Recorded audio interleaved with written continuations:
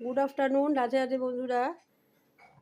আজকে কালকে একাদশী গেছে, আজকে দ্বাদশীর ভোগ, মা প্রসাদ পাবে।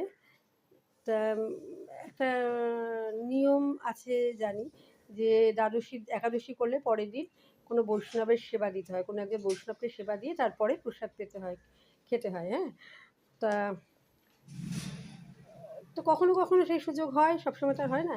কাল শুয়ে হঠাৎ মনে হলো, আচ্ছা আমি তো প্রত্যেক একাদশীর পরের দিন তো আমার মা বাবা এরা তো স্বামী এরাও তো শুদ্ধ বৈষ্ণব, এরা মালা জপ করছে, একাদশী পালন করছে, ভোগের প্রসাদ পাচ্ছে, হ্যাঁ, বিষ্ণুর আরাধনা করছে। বিষ্ণু যারা আরাধনা করে তারাই বৈষ্ণব, সে অর্থে এরাও তো বৈষ্ণব। তা প্রতিদিন আমি এদের সেবা দিলেই তো বৈষ্ণব সেবা হিসেব মতো হওয়া উচিত।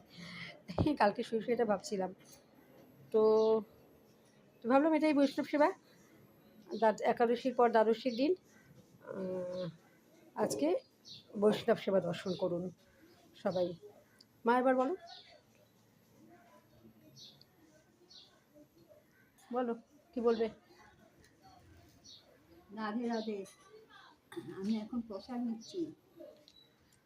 আজকে প্রসাদে হয়েছে, দ্বাদশী প্রসাদ হয়েছে ডাল, উচ্ছে দিয়ে ডাল, বল। উচ্ছা দিয়ে ডাল, আলুর দম, ফল আছে, ফল আছে। আজকে আসলে সকালবেলা আমি এটা করে চলে গেছিলাম, আমার ঘি আর ধূপকাঠি এসছে, আমি সেগুলো আনতে চলে গেছিলাম, ধর্মতলা বাস এসেছিলো। তা 9টার সময় বেরিয়ে যেতে হবে বলে আমি তাড়াতাড়ি করে কোনো রকম করে দিয়ে টিফিন এটা করে দিয়ে চলে গেছিলাম।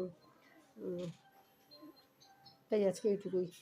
ঠিক আছে বন্ধুরা, রাধে রাধে। রাধে রাধে। এই দেখো আমার বৈষ্ণব সেবা দর্শন করো। কেমন লাগলো ভিডিওটা অবশ্যই জানিও কমেন্ট বক্সে।